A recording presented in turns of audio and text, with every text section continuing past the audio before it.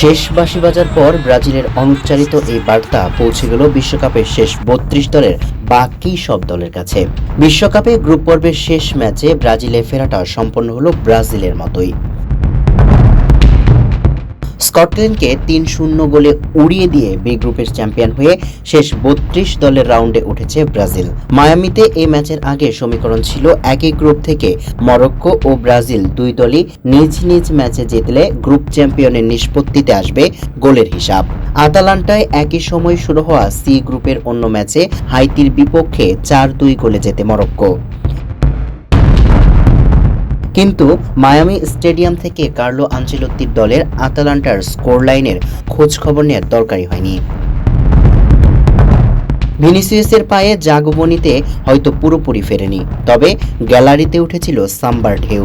মাঠে ভিনির জোড়া গোলে তাল ওঠায় গ্যালারিতে হলুদ জার্সির সমর্থকদের আর ঠেকানো যায়নি।